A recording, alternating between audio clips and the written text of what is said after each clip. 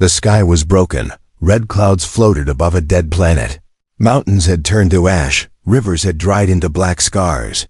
Nothing moved in the ruins, except her. A young alien girl named Rayla. She walked carefully through the empty city. Her feet made no sound on the cracked stone. She was thin, tired, and always afraid. Rayla was the last of the Valari, a once great race now hunted and destroyed. Her silver eyes looked everywhere for danger. She had no family, no friends, and no hope. She had no mate, no protector. She had only herself and the silence. At night, she hid in the ruins of an old tower. She slept under broken walls with no fire. She could not risk being seen. Machines still searched for her kind. Drones with red eyes flew across the land. Hunting the last Valari child, Rayla remembered. The screams, the sky burning, her parents running, telling her to hide.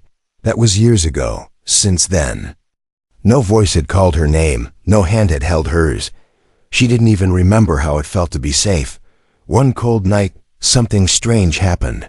She heard a sound in the sky, not like drones, not like enemy ships. It was quiet, slow, and unsure. She looked up and saw lights falling through the clouds. A small ship was landing near the ruins. Rayla quickly ran to the shadows, her heart pounding. Was it danger? Was it another trap? She watched from behind a stone wall, holding her breath. The ship touched the ground with a soft hum. It was not a Valari ship. Not one of the enemy either. It was old, strange, and marked with a blue symbol she had never seen before. The door opened, and smoke hissed out. A figure stepped down tall. 2 arms, 2 legs, no armor, no weapon in hand. He was human. Rayla froze, confused. She had heard stories about humans. Some said they were kind.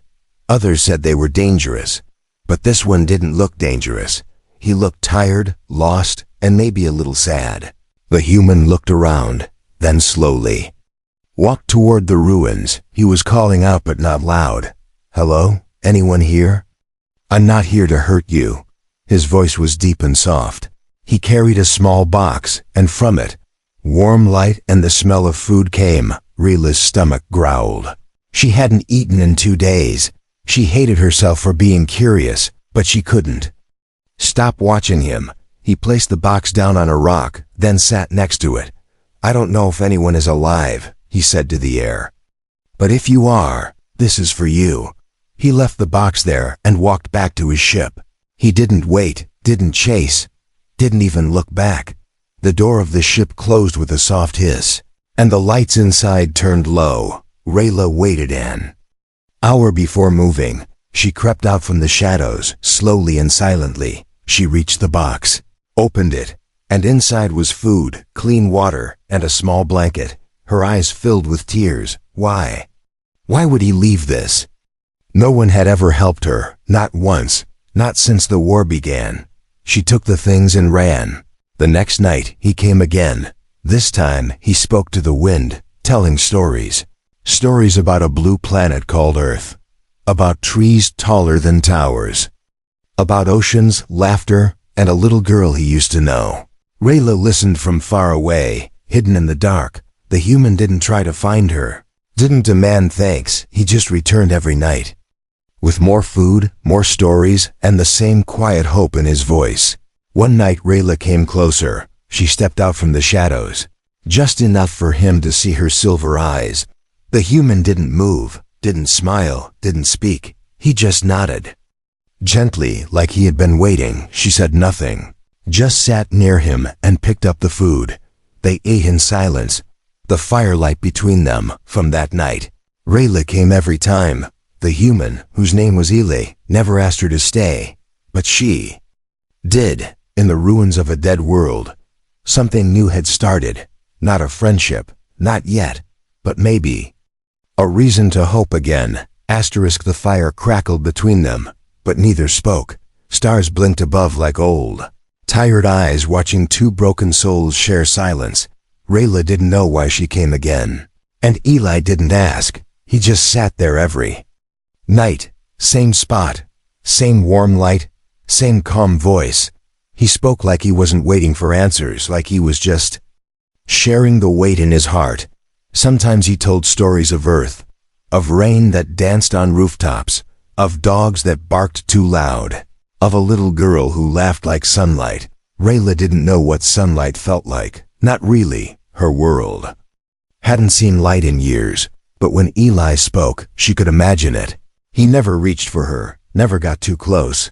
He treated her like a wild animal, hurt, scared, proud, and somehow that made her trust him more. One evening, after many nights of silence, Rayla finally spoke. Her voice was low, dry, unused. "You are not afraid of me." Eli looked up slowly, his face unreadable. "No," he said, "I'm afraid of losing someone again." That night, she didn't run when he looked at her. That night she asked, "What is your name?" "Eli," he said, smiling softly. "And yours?" She paused, like the name might break if spoken aloud. "Rayla." Just like that, the silence between them changed. Not broken, but lighter, like the beginning of a new song. Days passed, or maybe weeks. Rayla never counted time anymore, but something was different now. She would wait for his ship's engine hum, for the moment the sky whispered. She would walk out before he even called. And together, they would eat, talk, sit in the glow of the fire like old friends not yet old. But she still didn't trust everything. Her eyes always scanned the sky, her ears alert, and one day, she was right. A soft beeping echoed through Eli's device. A motion alert, faint, distant, but not natural. Eli stood quickly, scanning the shadows. "What is it?" Rayla asked. "Something's watching us," he said, voice sharp now, focused. "Stay behind me." But Rayla didn't stay. She vanished into the dark like mist, her instincts sharper than his tech. In the silence, Eli's heart pounded, not for himself, but for her. Minutes passed. Then footsteps returned, light and quick. Rayla stepped out of the dark with a strange metal object in hand. Her face was pale, her voice firm. "Trap drone," she said, throwing the broken machine at Eli's feet. "Stealth model, from the Hunters." Eli knelt beside it, inspecting the logo etched into its side, sharp black lines and a red skull. His jaw tightened, his memories flashing. "These people don't just hunt your kind," he whispered. "They kill anyone who helps." That night, they didn't speak much. Eli packed faster, moved the ship to a different landing zone, deeper into the mountains. Rayla followed silently, never asking questions, only watching his hands, how steady they were, how experienced. "Have you done this before?" she finally asked. "Yes," Eli said, without looking up. "I used to help rescue civilians during the war." Rayla's voice was a whisper now. "Did you lose someone?" He paused, tools still in hand. "My daughter," he said. "She was 10, bright and wild like fire." Rayla looked down, feeling something twist inside her chest. Not fear, not pain, but something softer. "I don't remember my mother's face," she said quietly. "I was too young when the bombs fell." The silence after that felt different, sharper, more alive. Two people alone, holding pieces of a broken world neither could fix it, but together, maybe they could carry it better. Later that night, Eli did something new. He offered her a spot inside the ship, near the engine's warmth. He didn't ask her to stay. He just opened the door and left it open. Rayla stood outside for a long time, staring at the open light. Then slowly, she stepped inside, wrapped herself in a spare blanket, and sat in the corner. Eli watched her from the cockpit but said nothing, only smiled once, barely in the dark. The ship floated between stars, and inside, something rare was growing. Not love, not yet, but the beginning of family. The stars were silent, but danger had already heard their names far beyond the dead skies. Something had locked onto Eli's ship, something cold, patient, and deadly. A machine with red eyes blinked, awake in orbit. Coordinates locked, engines warm, weapons armed. The hunt had begun, but Rayla didn't know. She was sleeping for the first time without fear, inside the ship, wrapped in a blanket, safe. For the first time in years, her dreams were quiet. Eli sat in the pilot chair, watching radar screens and blinking lights. He knew peace never lasted, not for people like him, not for girls like Rayla. The galaxy always came back to finish what it started. Then came the sound, a soft beep, barely a whisper. Eli leaned forward, eyes narrowing. Incoming signal. He muttered, military code, not friendly. He didn't wake Rayla, not yet. Instead, he shut down all exterior lights, powered the ship to low energy mode.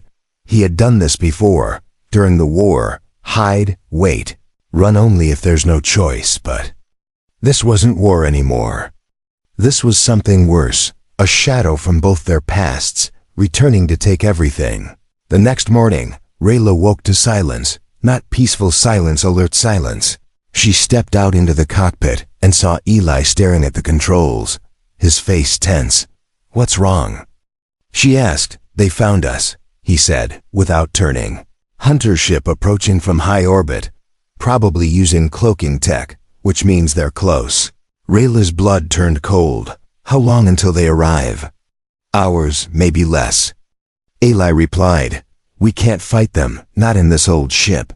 He stood, grabbed a heavy pack, and tossed her another. We move on foot. Where? She asked. Underground. They left the ship and hiked across the ruined land. Mountains covered in ash, wind sharp as knives. Eli led them to a collapsed research bunker, hidden under layers of rock and dust. He used a strange card to open. A sealed door. It hissed open with old air and a sigh of forgotten science. This place used to belong to human engineers, Eli explained. Off-grid, no signals. They built it during the war to stay invisible. Smart, Rayla said, impressed. He nodded. Smart people usually die first. They entered the dark halls, flashlight beams cutting through layers of dust and spider-like wires. Rayla felt something here, memories, echoes of machines and mines. But also safety, deep under the soil, where sky drones couldn't see. They stayed hidden there for hours, maybe more. Rayla read old notes on glowing glass panels, trying to understand human science. Ayla worked on patching the signal jammer, sweat dripping from his forehead. Then came the noise, a soft vibration in the air, barely heard, but deeply felt. The hunters were near. Metal footsteps echoed through the ruins above. Cold and calculated, Rayla's breath caught in her throat. Eli turned off every light, every sound, and held her close behind a fallen beam. The door above creaked. Footsteps entered the facility. A shadow moved past the hallway, scanning. One wrong breath, one sound, death. Then something moved behind them. A rat? No, something larger, an old cleaning droid activated by mistake. Its wheels squeaking. It rolled forward right toward the hunter's path. Rayla moved fast without thinking, without fear. She threw a rock down the hallway in the other direction. Clack, clack. Echoes bounced, and the hunter turned, chasing the false noise. Eli grabbed Rayla's hand. Nice throw, he whispered. They slipped out through an emergency shaft, crawling through metal and dust. Once outside, they ran faster than fear, faster than the past. They didn't stop until they reached a cliffside view of the broken valley below. In the distance, the hunter's ship hovered. Searching, waiting, angry, Rayla dropped to the ground, breathing hard. I thought we were safe. Eli sat beside her, face covered in sweat and dust. No one is safe, he said. But we're still alive, and that counts for something. She looked at him, eyes burning. You should have left me when you found me. He smiled, tired but certain. I lost one daughter already, he said. I'm not losing another, not without a fight. Rayla looked away, blinking back something sharp behind her eyes. The word father had never felt real before, but tonight, in the cold wind and fading sun, it almost did, back in the shadows. The hunter scanned the cliffside one more time, then turned its head slowly. Subject escaped. It said in a voice that wasn't a voice, but not for long. Its eyes glowed red as it marked a new location, Earth, asterisk. The stars above were quiet, but Earth was calling. Eli stood near the edge of the cliff, holding a broken radio in his hands. The sun was rising behind him, washing the sky with pale orange light. Rayla watched him from the shadows, her heart still beating fast from the night before. They had escaped, but barely. Eli didn't look tired anymore. He looked focused, like a soldier again, like a father who had something left to protect. "I fixed the signal booster," he said softly, not turning around. "We can leave this planet now." Rayla blinked, unsure if she heard right. "Leave? To where?" Eli turned slowly, eyes steady. "Home," he said. "To Earth." Rayla had never seen Earth, only heard stories, blue skies, green forests, oceans like moving glass. To her, it sounded like a dream, a place that couldn't be real. She didn't belong there, not her Valari, not a hunted child with silver eyes and battle scars. Ailey saw her fear, her doubt. He walked to her and knelt down, pulling something from his jacket. It was a small, old photo, faded and soft from years of being held. A little girl smiled in it, sitting on Eli's shoulders, arms wide like wings. "My daughter's name was Mara," he said quietly. "She died during the siege of Nova Station." Rayla stared at the photo, feeling something tight in her chest. "She looks happy," she whispered. "She was," Eli said, "until war took everything." He looked up at Rayla, voice steady but full of something heavy. "You remind me of her, not because of how you look, but because of how you fight to live, even when it hurts." Rayla stepped back, confused. "I'm not her, Eli. I'm not your daughter." He nodded, not offended, not hurt. "I know, but that doesn't mean I can't care." He stood, looked up at the sky. "You don't need a father." "Rayla, I get that. But I need someone to protect, and I choose you." They left the cliffs before the next scan wave passed overhead. Eli led her through rocky trails to a small cave, where he had hidden a second beacon years ago. He activated the signal, an old Earth frequency, buried deep in the system. If anyone still listened, they'd hear it. For the first time, Rayla stepped into the ship with no fear in her steps.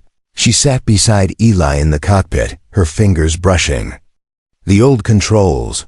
Eli smiled as the ship lifted off, leaving behind the ruins, the ash, the darkness. "Say goodbye," he said. Rayla looked through the glass at her dead planet. She didn't say anything, just closed her eyes. Sometimes silence was louder than words. As they entered space, Rayla gasped. The stars looked different from above. Brighter, cleaner, like they weren't just lights, they were promises. Eli guided the ship smoothly, checking maps, rerouting to avoid hunter zones. But Rayla was staring at something else, the Earth transmission. On the small screen in front of her, she saw images, real ones, alive and moving, children laughing, running through green grass, water falling from cliffs, skies full of color. She had no words, only wonder. "This is your world?" she asked. "Our world if you want it to be," Eli replied, not looking away from the stars.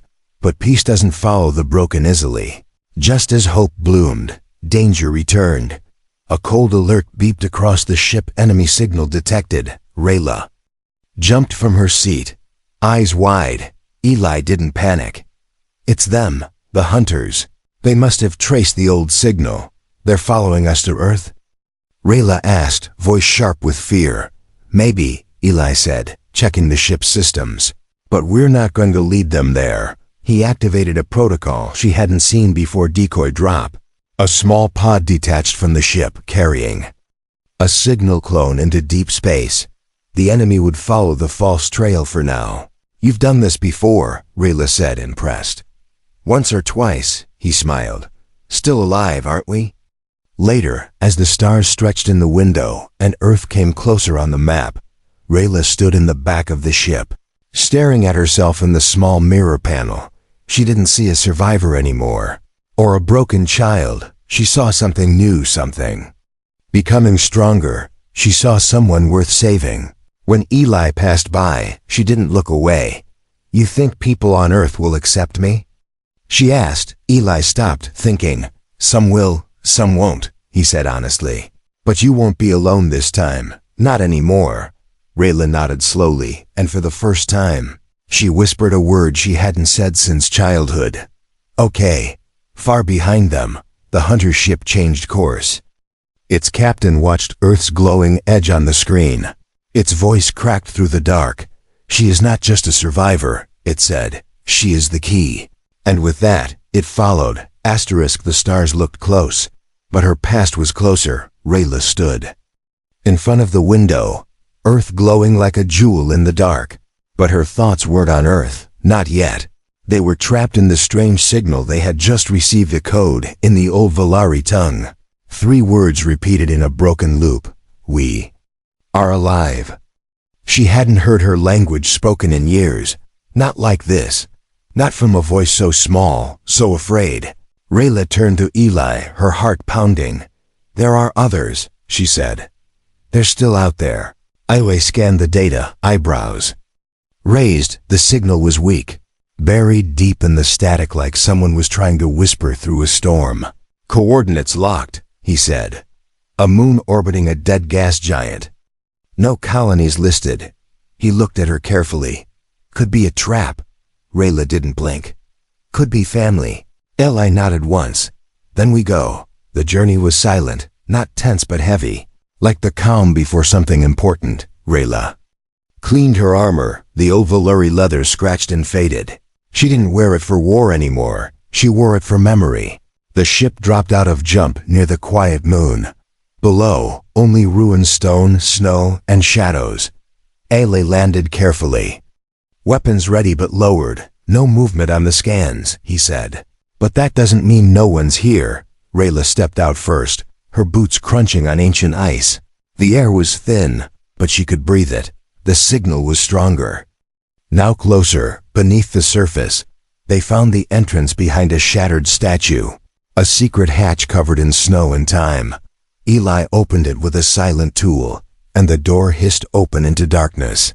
Rayla didn't hesitate. She climbed down first, heart racing. Every step felt like walking back into her childhood, back into memories she had locked away. The underground base was cold, old, and silent, but not dead.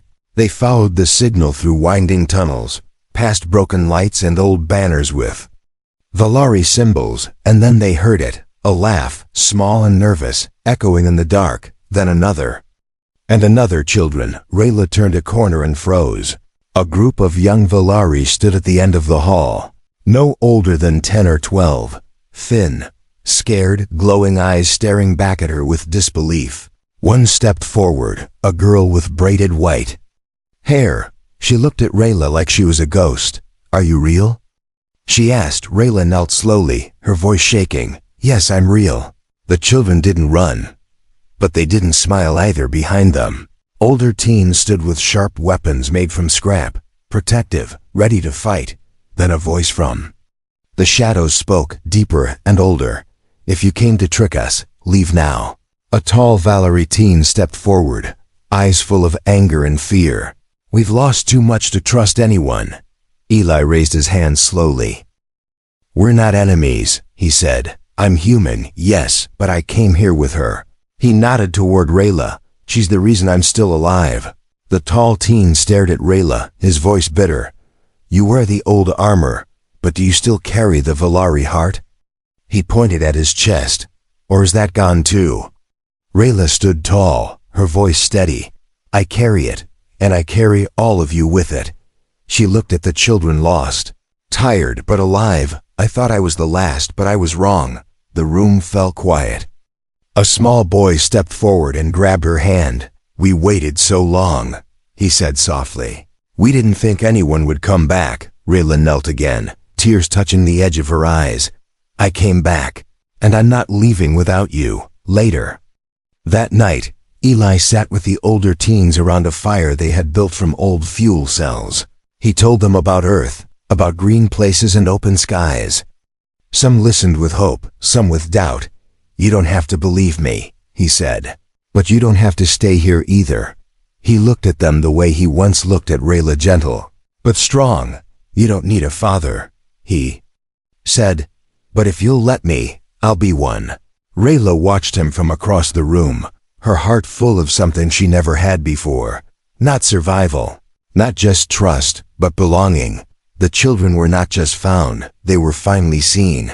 And from the shadows, one of the older teens whispered to another, She's not just one of us. She's becoming something more. Above the moon, a ship floated in silence, unseen. Inside, red eyes watched the group through thermal scans. "They are gathering," said the hunter captain. "The queen awakens, and with that, it locked on their signal and prepared for war. Asterisk. The moon had never seen sunlight. But that night, it saw fire. An explosion lit the horizon, dust and metal rising like a scream from the ground. Children ran through the tunnels, not in panic but with purpose. They were no longer hiding. They were preparing in the old underground base. Once a tomb of silence, hammers struck steel. Hands once too weak to lift rocks were now shaping weapons. Rayla stood in the center, armor reborn, eyes glowing brighter than ever. This was not the child who ran from war. This was the one who turned and faced it. Above them, death had arrived. 3 hunter ships hovered in the sky like vultures, scanning the surface. They didn't speak, they didn't demand. They came only to finish what they started years ago, to erase the Valari forever. Eli slammed the last power core into a wall unit, sparks flying. "These defense grids are older than me," he muttered. Rayla walked in behind him, pulling cables over her shoulder. "We just need them to work one more time," she said. "Just long enough." He looked at her and saw something strange. Not fear, not doubt. She looked like a commander. "You're not the same girl I found in the ruins," he said, half smiling. Rayla nodded, her face calm but fierce. "I was waiting to die back then," she said. "Now I'm fighting to live for all of them." Training was fast and rough. The older teens taught the younger ones how to fire, how to move, how to hide when hiding meant surviving. Eli showed them how to set traps, how to bait machines. He moved like a soldier again, and they listened like soldiers in training. One girl with sharp eyes asked him, "Why do you fight for us, human?" Eli paused, looked around at the young faces, then said, "Because someone should have fought for you long ago." The night before the attack, Rayla stood alone on the surface, staring at the stars. She heard footsteps behind her. It was Eli, holding a worn jacket and 2 hot drinks. "You should sleep," he said, handing her a cup. "I can't," she replied, eyes fixed on the sky. "They're coming. I can feel it." He looked up too, then said softly, "Then let them come." She turned to him, her voice steady. "If I don't make it, you will," he interrupted. "But if I don't," she said firmly, "promise me you'll get them to Earth. They deserve a world that's alive." Eli looked at her for a long time, then nodded slowly. "I promise." The next morning wasn't morning, it was war. Red beams lit the sky as the hunter ships descended. Landing with thunder and metal claws, they unleashed soldier drones, armored and silent, each one programmed to kill without mercy. But the Valari were ready. The first trap exploded under the lead drone's feet, sending shrapnel into the line. The second wave met a wall of plasma fire from hidden towers. Children fought beside teens. Teens fought beside Eli, and Rayla led them all. She moved like wind through fire. Blade in hand, she didn't fight with rage. She fought with memory, with grief, with the hope of a future she never thought she'd see. And every time she fell, she rose again. Faster, harder, stronger, the hunters began to fall back.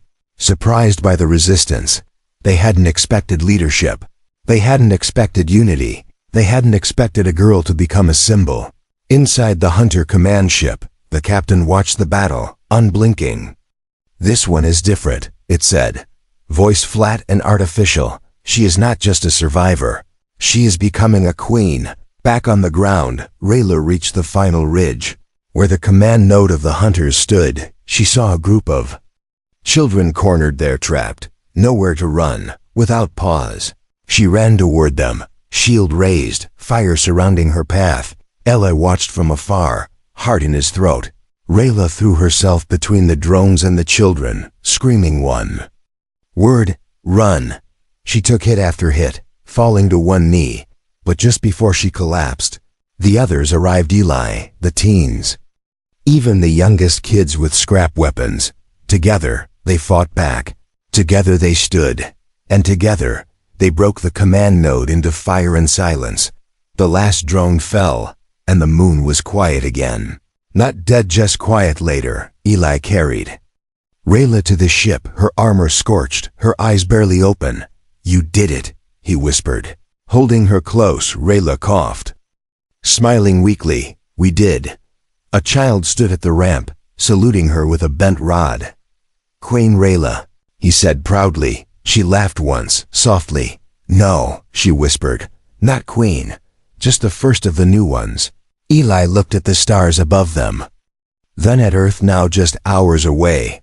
"We're going home," he said, more to himself than anyone. But far away, in the black, something else had heard the battle, and it was not pleased. She didn't remember falling asleep, but when Rayla opened her eyes, the sky above her was blue. Not dusty, not dark, not poisoned or cracked.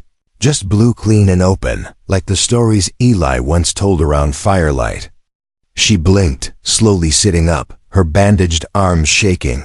A soft wind brushed her face, carrying scents she had never known before: flowers, water, life. Birds flew overhead, not drones, not enemies, just creatures without war in their wings. She was on Earth. She had made it. Beside her, Eli sat in the grass, half asleep with his back against a tree. Children laughed in the distance, chasing each other near a silver lake. Rayla watched them, heart full and strange. This was not the end of her journey. It was the first time she could finally live it. "You're awake," Eli said, not opening his eyes, but smiling. "You missed the sunrise." "I've never seen one," Rayla whispered, still watching the light on the lake. "Not until now," Eli stretched, wincing a little. "You picked a nice planet to crash into." She smiled, just a little. "You said we'd be safe here." "I said I'd try," he replied, "and I did." The Earth base wasn't large, just a small settlement hidden in the green hills. But to the children, it was paradise. Clean beds, real food, no alarms. No running, no fear. The humans who ran the outpost welcomed them with wide eyes and soft words. Some were curious, some cautious, but none were cruel. They listened, they offered help, and slowly, the Valari children began to believe they belonged. Rayla walked through the gardens every day, still in light armor, not as a warrior but as a protector. They called her many names now: leader, survivor, fighter. But one name echoed louder than the rest: Mother. Not from one voice but from many. Children she didn't give birth to, but gave hope to. Ele heard it too, and every time it broke him a little more and healed him at the same time. They called him something else: father, or sometimes old man. He accepted both with a smile and tired eyes. One evening, Rayla stood alone at the edge of the forest. A soft breeze touched her silver hair, and the sky above began to dim. Stars returned, quiet and gentle. She felt peace, but also weight. "I feel them still," she said softly as Eli joined her. "The ones we lost, the ones who didn't make it. They're with you," Eli said, resting a hand on her shoulder. "They walk in your steps, live in your choices." Rayla turned to him, voice low. "Why did you really help me, Eli?" He looked up at the sky before answering. "Because the world broke both of us," he said, "and maybe saving you saved me too." Months passed, and the children began to grow stronger. Some went to schools, some helped in the settlement. One even began designing their own ship, wanting to return to space. Not to flee, but to explore, to discover, not to hide. Rayla visited them all, checked their progress, listened to their stories. She never told them how close they came to disappearing from history. She didn't have to, they could see it in her eyes. And they understood. One morning, a small girl gave her a crystal carved with Valari symbols. "This means home," the child said. "Because now we have one." Rayla held the crystal tight. She didn't cry, but her eyes sparkled like stars under her lashes. Far above Earth, deep in the dark, a broken hunter ship drifted without orders. Damaged, half-blind, forgotten, its core flickered, whispering old code. But no new mission came. No new orders. The war was over for now. Rayla never forgot they could return. She trained every week, kept her senses sharp, but she no longer lived in fear. She lived in purpose. On the first anniversary of their arrival, the settlement held a small ceremony. No speeches, no flags, just light and music and food. Rayla stood with Eli beside the lake, watching the children laugh, run, live. Not one of them looked back toward the stars with fear anymore, only curiosity. Eli handed Rayla a cup of tea, his face older, more worn, but peaceful. "You once said you had no mate, no hope," he said quietly. "And now?" Rayla looked at the sky, then at the children, then at him. "I have a family," she said, "and that is more than hope." The stars above were the same as always, but this time, they looked like home.